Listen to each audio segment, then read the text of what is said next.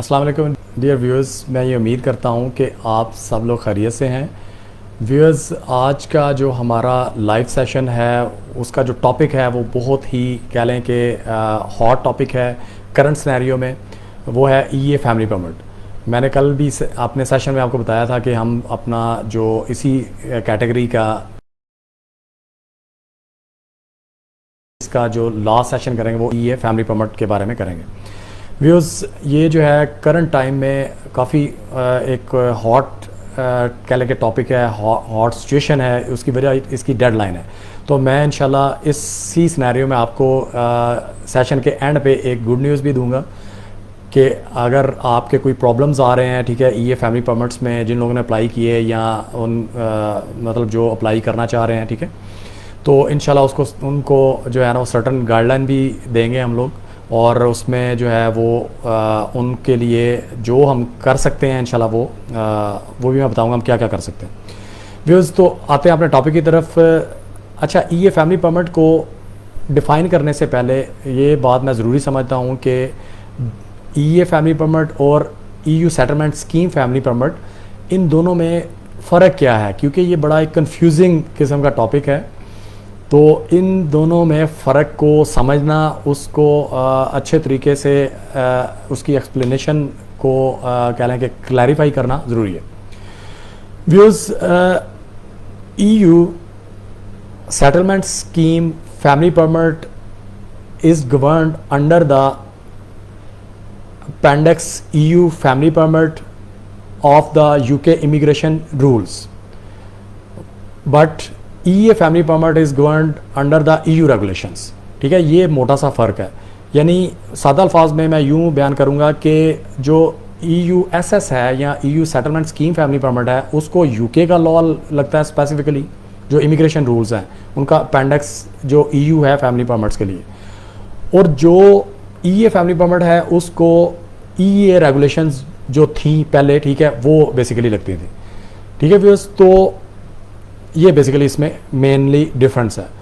अच्छा, अब मैं डिफाइन करता हूँ कि ईए फैमिली परमिट क्या है। ईए फैमिली परमिट व्यूअर्स एक ऐसा फैमिली परमिट, एक ऐसी परमिशन है जो कि एक ईयू सिटीज़न जो कि यूके के अंदर रह रहा है, वो अपने या तो क्लोज फैमिली मेम्बर्स या एक्सटेंडेड फैमिली मेम्बर्स को लाने के लिए जो तरीक़ाकार जो परमिट अप्लाई करता है, जो वे आउट है, जो कैटेगरी है, उसको ईए फैमिली परमिट बोलते हैं। ठीक है व्यूअर्स, तो ये थी इसकी डेफिनेशन। उसके बाद व्यूअर्स, इसके अंदर दो तरह के जो है वो फैमिली मेम्बर्स आ सकते हैं, जैसे मैंने बताया आपको। इन दोनों टाइप के जो एप्लीकेंट्स हैं, जो फैमिली मेम्बर्स हैं, उनको उसमें कौन कौन से कवर होते हैं, इस चीज़ को डिटरमिन करना, इस चीज़ को समझना ज़रूरी है। जैसे मैंने बात की क्लोज फैमिली मेम्बर्स, पहले हम इसको समझते हैं कि इसमें कौन कौन से आ जाते हैं। मैंने जैसे कल भी आपको मिसाल दे के सेशन में बताया था, जैसे मिसाल के तौर पे मैं ईयू सिटीज़न हूँ और मैं यूके के अंदर अपना जो है ना वो रह रहा हूँ यूके में, और मेरा जो बेसिकली मेरे जो फैमिली मेम्बर्स हैं उसमें मतलब मेरी स्पाउस है, वो क्लोज फैमिली मेम्बर में आ जाएगी, मेरे बच्चे, मेरी स्पाउस के बच्चे, ठीक है, और उसके बाद जो है मेरे पेरेंट्स, मेरे स्पाउस के पेरेंट्स, हमारे दोनों के ग्रैंड पेरेंट्स, और हमारे ऐसे बच्चे जो कि माइनर नहीं हैं, जो मेजर हैं, उनकी एज 21 या इससे ज़्यादा है, लेकिन वो हम पे डिपेंड कर रहे हैं। ठीक है, तो वो सारे, ये बेसिकली ये सारे रिलेटिव्स जो हैं ये क्लोज फैमिली मेम्बर की डेफिनेशन में आएंगे। जो एक्सटेंडेड फैमिली मेम्बर हैं उसमें आपके आ जाएंगे व्यूअर्स, आपके सिबलिंग्स यानी बहन भाई, उसके बाद आपके आंट अंकल आ जाएंगे, और आपके कज़न्स आ जाएंगे, चाहे वो नेफ्यू हैं या नीस हैं। तो ये सारे जो हैं बेसिकली एक्सटेंडेड फैमिली मेम्बर में कवर होंगे। व्यूज़, इसमें जो एप्लीकेंट है बेसिकली, यानी जैसे मैंने कहा जी मैं ईयू सिटीज़न हूँ और मैं अपनी फैमिली का फैमिली परमिट अप्लाई करना चाह रहा हूँ, तो मेरे यानी जो मेरी स्पाउस है मिसाल के तौर पे, या जो मेरे बच्चे हैं, ठीक है, अगर वो परमिट अप्लाई कर रहे हैं तो उनके ऊपर जो सर्टन कंडीशंस जो है ना वो अप्लाई होती हैं। नंबर 1 कंडीशन क्या है, वो है कि वो यूरोपियन इकोनॉमिक एरिया जो ईए है उससे आउटसाइड हों, और दूसरा जो है या तो वो मेरे क्लोज फैमिली मेम्बर हों या वो मेरे एक्सटेंडेड फैमिली मेम्बर हों। ठीक है व्यूअर्स, मैंने इससे पहले भी आपको बताया है कि फ़ी जो है इसमें किसी भी फैमिली परमिट की या सेटलमेंट स्कीम की वो कोई फ़ी नहीं है, ये फ्री है। उसके बाद व्यूअर्स, इस पे जो मुझे फ़ायदा मिलेगा जब मैं यूके में एंटर होना चाहूँगा वो ये होगा कि एक तो ये ईजियर एंट्री हो जाएगी और दूसरा जो है बड़ी क्विकर एंट्री होगी। उसके बाद मुझे बोर्डिंग पास की ज़रूरत नहीं होगी, और अगर मेरे पास परमिट नहीं है तो मुझे जो है वो कह लें कि लॉन्ग डिलेज जो हैं मेजर डिलेज का सामना करना पड़ सकता है। व्यूज़, जब मैं यूके के अंदर पहुंच जाऊंगा तो फिर ये होगा कि मुझे ऑटोमेटिक ई पासपोर्ट गेट की तरफ जाने की ज़रूरत नहीं है, बल्कि मैं अपना परमिट जो है वो बॉर्डर कंट्रोल की तरफ जाऊंगा, यूके बॉर्डर कंट्रोल की तरफ, और उन्हें अपना फैमिली परमिट दिखाऊंगा और वो मुझे यूके के अंदर एंट्री दे देंगे। इस पे जो एंट्री मिलेगी व्यूअर्स, चाहे वो EUSS फैमिली परमिट हो या EA फैमिली परमिट, दोनों पे 6 माह की एंट्री मिलती है। और उसमें जैसे मैंने कल बताया था EUSS फैमिली परमिट पे कि आप जितनी दफ़ा मर्ज़ी चाहें जा भी सकते हैं और आ भी सकते हैं यूके से, ठीक है। इसकी कोई बाइंडिंग नहीं है, कोई लिमिट नहीं है। लेकिन जो परमिट का आपकी एंट्री का जो टाइम है, जो परमिट मिलता है, उसका ड्यूरेशन है 6 मंथ्स। व्यूज़, इसमें जो EA स्पॉन्सर है यानी EA सिटीज़न है, जो कि मैंने मिसाल में बताया था कि मैं हूँ, ठीक है, उसकी एलिजिबिलिटी की कुछ कंडीशंस हैं, ठीक है। कौन कौन उसकी एलिजिबिलिटी पे मीट कर रहा है, पूरा कर रहा है एलिजिबिलिटी को। सबसे पहले तो ये है कि मुझे यूके के अंदर होना चाहिए अगर मैंने फैमिली परमिट अपना अप्लाई करना है, अपनी फैमिली का, बच्चों का या वाइफ का या पेरेंट्स का या एक्सटेंडेड फैमिली मेम्बर्स का। और दूसरा ये है कि अगर मैं यूके में नहीं हूँ तो मुझे फिर जो भी फैमिली मेम्बर जिसका मैं परमिट अप्लाई करूँगा उसकी एप्लीकेशन जिस डेट को मेक करूँगा उस डेट से 6 माह बाद तक, ठीक है, उसके अंदर अंदर जो है ना मुझे उस एप्लीकेंट के साथ बीइंग EU सिटीज़न ट्रैवल करना पड़ेगा, ठीक है। अगर उससे बात करूँगा तो वो एक्सपायर हो जाएगा, फिर ये पॉसिबल नहीं रहेगा। व्यूज़, तो इसके लिए जो डॉक्यूमेंट चाहिए, ठीक है, दोनों साइड से डॉक्यूमेंटेशन चाहिए होगी, एक एप्लीकेंट साइड से और एक EU सिटीज़न या EA नेशनल जो कि यूके के अंदर रह रहा है उसकी साइड से भी डॉक्यूमेंट चाहिए होगा। उसकी तरफ से एक डॉक्यूमेंट चाहिए होगा, और being applicant family member of the EU citizen जो है हमें 5 डॉक्यूमेंट चाहिए होंगे। वो क्या है वो मैं आपको बताता हूँ। सबसे पहले जो है एप्लीकेंट साइड के जो 5 डॉक्यूमेंट हैं उसमें उसका वैलिड पासपोर्ट है, उसकी जो 2 पासपोर्ट साइज़ तस्वीरें हैं, उसके बाद viewers evidence of relationship with EU citizen है, चाहे वो स्पाउस है तो वो फिर ज़ाहिर है निकाहनामा होगा, marriage certificate just like in Pakistan and India. और उसके बाद अगर सिविल पार्टनरशिप है तो वो सिविल पार्टनरशिप का सर्टिफिकेट, और अगर बच्चा है तो वो बर्थ सर्टिफिकेट। उसके बाद व्यूअर्स, अगर जो है मतलब मैंने जैसे बताया मैं EU सिटीज़न हूँ और मैं अपने पार्टनर को लाना चाह रहा हूँ लेकिन हमारी शादी नहीं हुई, मतलब वो मेरी मंगेतर है, ठीक है, तो हम दोनों क्या करेंगे, एक एविडेंस करेंगे 2 साल तक इकट्ठे रहने का, जो हमारा कह लें कि एविडेंस है वो ज़रूरी है कि हम दोनों ने 2 साल इकट्ठे लिविंग की है, उसका हम एविडेंस करेंगे। और जो 5वां डॉक्यूमेंट चाहिए होगा व्यूअर्स एप्लीकेंट साइड से वो होगा कि डिपेंडेंसी को प्रूव करने के लिए, अगर जो एक्सटेंडेड फैमिली मेम्बर में या आपके डिपेंडेंट जो चाइल्ड हैं जिनकी एज 21 या 21 से ज़्यादा है, चाहे आपके EU सिटीज़न होते हुए या आपके स्पाउस के आगे जो हैं, ठीक है, तो वो बेसिकली डिपेंडेंसी एविडेंस करेंगे।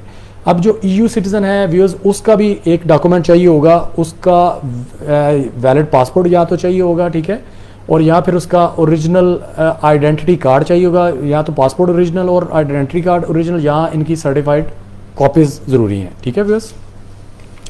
इसके बाद व्यूअर्स, अगर आपका जो बेसिकली EU सिटीज़न है, अगर वो यूके के अंदर 3 माह से ज़्यादा टाइम से रह रहा है तो उस सूरत में व्यूअर्स उसकी भी सर्टन ऑब्लिगेशंस हैं, उसमें भी हमने सर्टन जो है डॉक्यूमेंट्स देने पड़ेंगे, सर्टन उसकी कंडीशंस हैं। उसमें ये होगा, सबसे पहले तो वो अपना परमानेंट रेजिडेंसी का कार्ड देगा, ठीक है, डॉक्यूमेंट देगा। अगर वो नहीं है ड्यू टू सम रीज़न, तो या वो फिर जो है वो 3 तरह की सिचुएशंस हो सकती हैं यूके के अंदर, ठीक है, तो वो उनमें से किसी भी सिचुएशन में जिसमें भी वो फॉल कर रहा है तो उस सिचुएशन के हिसाब से वो डॉक्यूमेंट देगा। इसमें सिचुएशन नंबर 1 ये हो सकती है कि वो वहाँ पे जो है ना वो कह लें कि वर्क कर रहा है बीइंग एम्प्लॉय, तो वो अपने एम्प्लॉयर का सर्टिफिकेट देगा या एम्प्लॉयमेंट का कॉन्ट्रैक्ट देगा और अपनी पे स्टब्स यानी जो वेजेस स्लिप्स वगैरह हैं वो देगा। अगर वो वहाँ पे बिज़नेस कर रहा है आपका जो स्पॉन्सर है यानी आपका जो EU सिटीज़न, आपका जो क्या लें कि EU सिटीज़न जो मेंबर है जो UK में रह रहा है, अगर वो बिज़नेस कर रहा है, सेल्फ एम्प्लॉयड है, तो व्यूअर्स वो अपने कॉन्ट्रैक्ट्स देगा, इन्वाइसेस देगा, उसके बाद अपने जो ऑडिटेड अकाउंट्स देगा अपनी बैंक स्टेटमेंट के साथ, और अपना जो टैक्स उसने पे किया है उसकी टैक्स रिटर्न्स हैं या जो भी एविडेंस है टैक्स के वो देगा, और जो इंश्योरेंस कवर उसने ले रखा है, नेशनल इंश्योरेंस जो है, ठीक है, वो भी एविडेंस करेगा। उसके बाद व्यूज़ एक सिचुएशन ये हो सकती है कि वो जो है वो स्टडी कर रहा है यूके के अंदर, तो स्टडी करते हुए वो अपना कॉलेज, स्कूल या अपनी यूनिवर्सिटी का लेटर देगा। व्यूज़ अब इन तीनों सिचुएशंस में कुछ कंडीशन भी अप्लाई होती है। अब कंडीशन सबसे मेजर ये है कि जो भी है, जिस भी सिचुएशन में आपका जो EU सिटीज़न जो यूके में लिविंग कर रहा है वो फाइनेंशियली तौर पे स्ट्रांग होना चाहिए, अपनी बैंक स्टेटमेंट वो एविडेंस करेगा। उसके बाद जो है उसका जो health insurance, full health insurance है उसका भी वो डॉक्यूमेंट देगा, उसके पास होनी चाहिए वो। और खुद अगर उसमें आपकी जो क्या लें कि कोई ऐसा डॉक्यूमेंट है जो इंग्लिश और वेलिश में नहीं है ट्रांसलेटेड, तो उसकी एक ट्रू ट्रांसलेशन जो है वो इंग्लिश में या वेलिश में चाहिए। ठीक है व्यूअर्स, तो ये था बेसिकली सारी डिटेल्स इस टॉपिक के बारे में व्यूअर्स। अच्छा व्यूअर्स, चूँकि मैंने आपसे पहले भी ये क्लैरिफाई कर चुका हूँ कि हमारा यूके में भी अल्हम्दुलिल्लाह हमारी प्रेजेंस है, वहाँ पे भी हमारा पूरा पैनल है, तो हमें वैसे यहाँ पे भी हमें काफ़ी सारे रिफ्यूज़ल्स मिल रहे हैं। ये पे लोगों को ना ज़्यादातर रिफ्यूज़ल्स जो है ना रिसीव हो रहे हैं। उसकी वजह यह है कि उन्होंने इनएक्सपर्ट वे से अप्लाई किया था या कोई भी और रीज़न हो सकती है, उन्हें पता नहीं था।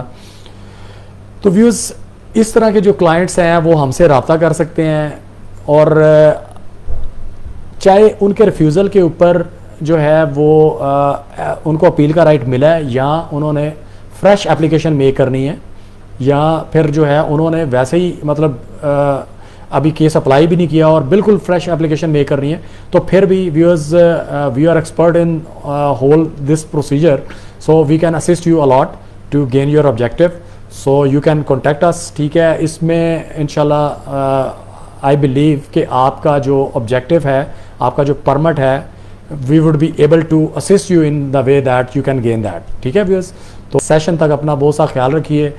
अल्लाह हाफिज़।